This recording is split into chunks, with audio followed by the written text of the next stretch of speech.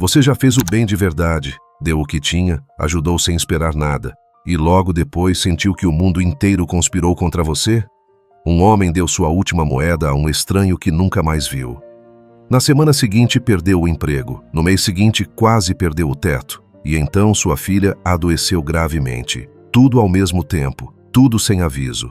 Mas foi exatamente por causa daquele dia, aquele gesto simples, quase impensado numa praça qualquer, que a maior virada de sua vida começou. Só que ele ainda não sabia disso.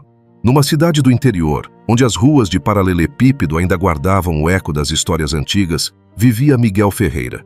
Tinha 42 anos, ombros largos curvados pelo peso dos anos e olhos castanhos que, apesar de cansados, ainda guardavam uma centelha de bondade que o tempo não havia conseguido apagar.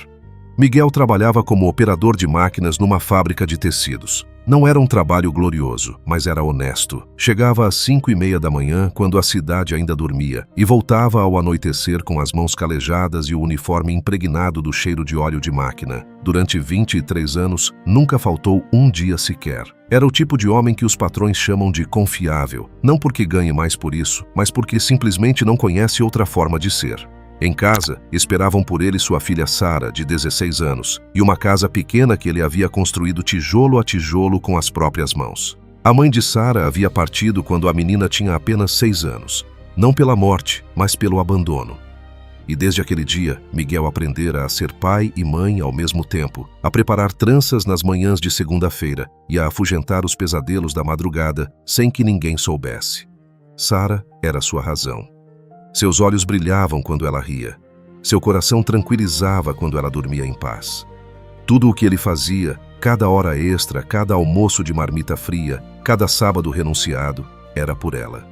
Miguel não era um homem de muitos recursos. Guardava um dinheiro pequeno no fundo de uma gaveta, menos por disciplina e mais por medo do imprevisível. Era apenas o suficiente para não afundar se algo corresse mal. Não era riqueza, era o colchão fino que separava a dignidade do desespero. Mas apesar de tudo isso, Miguel tinha algo que o dinheiro não compra e a pobreza não retira: um coração generoso. Desde menino, sua avó lhe dizia: Miguel, o bem que você faz é o único bem que ninguém te pode roubar. E ele carregava essas palavras gravadas na alma como se fossem tatuagem. Foi numa tarde de quinta-feira fria que tudo começou. Miguel saía da fábrica mais cedo do que o habitual. O supervisor havia liberado o turno por conta de uma manutenção de emergência. Com o casaco apertado no corpo e a bolsa no ombro, ele desceu a ladeira que levava ao ponto de ônibus, passando pela praça central da cidade. Aquela velha praça com o coreto de ferro enferrujado e o banco de pedra debaixo do ipê amarelo. Foi então que o viu. Um homem sentado no banco de pedra. Velho, de aparência desgrenhada, com um casaco desbotado que há muito havia deixado de cumprir sua função de aquecer. Tinha os pés calçados com um tênis furado do lado direito, de onde escapava a ponta de um dedo roxo de frio. Ao seu lado, uma sacola plástica amassada que parecia conter tudo o que aquele homem possuía no mundo. Mas o que parou Miguel não foi a aparência, foi o olhar. O homem não estava pedindo, não estendia a mão, não chamava a atenção de ninguém. Estava apenas sentado, com as mãos sobre os joelhos, olhando para o chão com uma expressão que Miguel reconheceu de imediato, porque já havia visto aquela expressão no espelho, nos dias mais difíceis depois que Sara ficou sozinha pela primeira vez.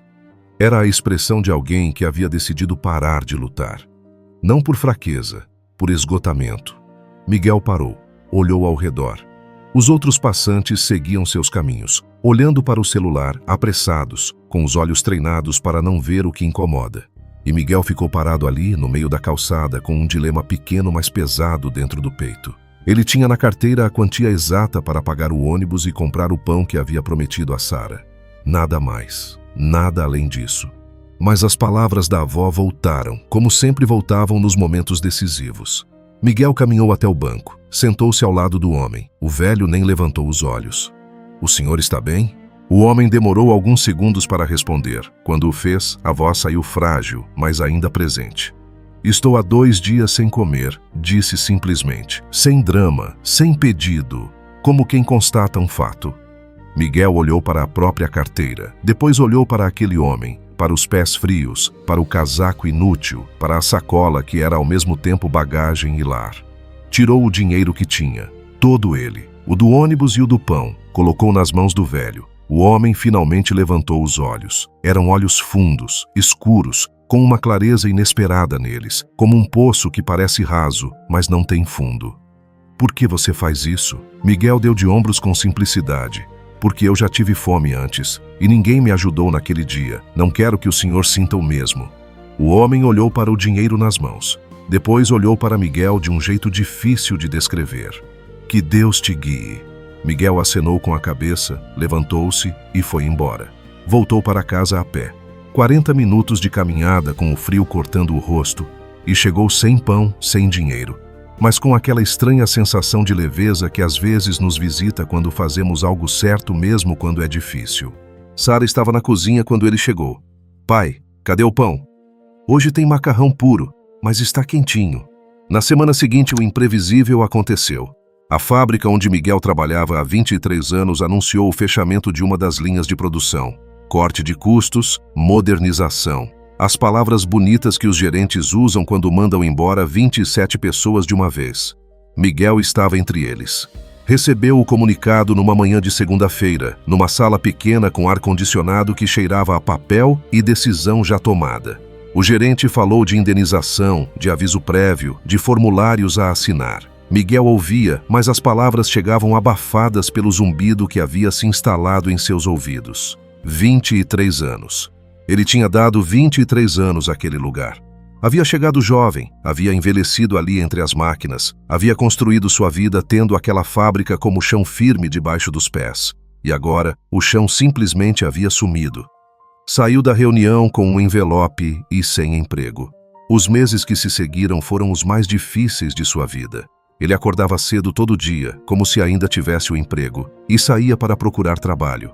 Batia em portas, deixava currículos em empresas que raramente ligavam de volta. Fazia entrevistas onde os recrutadores franziam o senho diante da sua idade. A indenização foi secando devagar, como água em pote de barro. As contas continuavam chegando. O mercado não esperava por ninguém. Teve um mês em que não conseguiu pagar o aluguel. Vendeu o único objeto de valor que tinha, o relógio de pulso que seu pai lhe havia dado no dia em que completou 18 anos. Sara sabia que algo estava errado, mas o pai não falava abertamente sobre o peso. Servia o jantar com o mesmo sorriso, perguntava sobre a escola, escutava sobre os amigos, os professores, os sonhos de menina de 16 anos. E só depois que ela dormia é que ele ficava sentado na mesa da cozinha no escuro, com as mãos cruzadas sobre o tampo frio, calculando em silêncio o que havia sobrado e o que havia sido gasto. Foi então que Sara começou a sentir. Não foi de uma vez. Começou com uma fraqueza que ela atribuiu ao cansaço da escola. Depois vieram as dores de cabeça. Depois a febre que não baixava com remédio comum. Quando Miguel a levou ao posto de saúde, o médico pediu exames com uma urgência que gelou o sangue do pai. Os resultados chegaram numa tarde de quarta-feira. Sara tinha uma infecção grave no sangue. Precisaria de tratamento imediato, de medicação específica, de acompanhamento. Era tratável. O médico fez questão de dizer isso. Mas exigiria recursos que Miguel, naquele momento, simplesmente não tinha. Ele saiu do consultório com os papéis na mão e encostou na parede do corredor do hospital. Miguel ficou parado um longo momento, olhando para o chão de cerâmica branca. Em sua mente, uma lista. Sem emprego há 4 meses. Poupança praticamente zerada. Uma filha doente e nenhuma saída visível. Foi o momento mais escuro. E foi exatamente nesse momento que ele pensou no velho da praça. Pela primeira vez, uma dúvida real o visitou. Não a dúvida das palavras bonitas, mas uma dúvida visceral, que vem do estômago antes de chegar à cabeça. Fiz certo? Por que continuo perdendo tudo depois de ter tentado fazer o bem? Mas não havia resposta no corredor do hospital. Havia apenas o barulho distante de uma maca sendo empurrada e Sara do lado de dentro da sala, esperando pelo pai. Miguel fechou os olhos por 3 segundos. Respirou. Abriu-os. Dobrou os papéis, guardou no bolso e empurrou a porta da sala. Então, pai. Então, filha. Vamos resolver isso juntos. Cada coisa no seu tempo. Sara olhou para ele por um longo momento. Depois encostou a cabeça no ombro do pai, um gesto que ela não fazia desde a infância, e ficou em silêncio. E Miguel, com a mão da filha na sua, deixou escorrer uma única lágrima, devagar, que ele enxugou antes que ela pudesse ver. 2 dias depois, seu telefone tocou com um número desconhecido. É o senhor Miguel Ferreira? O operador de máquinas? Sim. Meu nome é Roberto Almeida. Fui informado pelo senhor Antônio que o senhor poderia estar precisando de uma oportunidade. Miguel ficou em silêncio por um segundo. Antônio? Antônio Cardoso, um senhor mais velho. Ele me disse que o senhor o ajudou numa praça há alguns meses, que deu o dinheiro que tinha sem pedir nada em troca. O mundo pareceu pausar por um instante. Miguel sentiu algo se mover dentro do peito, como quando você perdeu uma chave e finalmente encontra e percebe que ela esteve o tempo todo em algum lugar esperando por você. Tenho uma empresa de manutenção industrial. Estou precisando de um operador experiente para coordenar uma equipe. Se o senhor tiver interesse, podemos conversar. Miguel foi ao encontro de Roberto 3 dias depois. Conversaram por quase 2 horas e, ao final, Roberto fez uma oferta que era mais do que Miguel havia ganhado na fábrica. Mas não foi isso que ficou. O que ficou foi o que Roberto disse ao final da conversa. Sabe, o senhor Antônio não é um homem de muitas palavras, mas quando me ligou, disse uma coisa que me fez parar. Disse que o senhor lhe havia dado tudo o que tinha, num dia em que provavelmente o senhor também não tinha muito.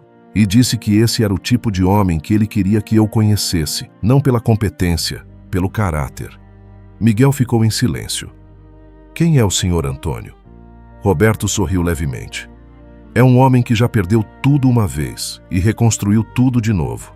Hoje tem mais do que precisa, mas não esqueceu o que é estar sentado num banco de praça com fome e frio, enquanto o mundo passa sem olhar.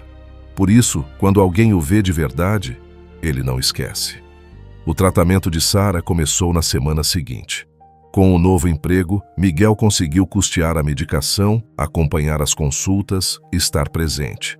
A recuperação foi lenta, como toda cura verdadeira, mas foi firme. Numa tarde de domingo, quase 6 meses depois daquele dia na praça, Miguel voltou ao banco de pedra debaixo do ipê amarelo. Sentou-se ali, olhou para o mesmo calçamento, para o mesmo coreto de ferro, e ficou pensando. Pensou no dia em que havia dado tudo o que tinha e voltado para casa a pé com fome. Pensou na demissão, nas noites de cálculo silencioso na cozinha escura. Pensou na doença de Sara. Pensou nos meses em que cada manhã exigia uma força que ele não sabia de onde vinha. E pensou no olhar daquele velho, nos olhos fundos e claros, nas palavras simples, que Deus te guie. Não era uma frase decorativa, era uma promessa. Ali, sentado naquele banco de pedra, ele entendeu com o corpo inteiro, não apenas com a cabeça, o que a avó havia tentado lhe ensinar a vida toda. O bem não se perde, ele apenas caminha por atalhos que nós não conseguimos ver. Quando você dá de si mesmo sem esperar retorno, você não está lançando uma moeda no escuro. Você está plantando em terra que parece árida, mas que o tempo e a providência conhecem melhor do que você. Às vezes a colheita demora, às vezes o inverno é longo demais e você duvida que a primavera virá, mas ela vem, ela sempre vem.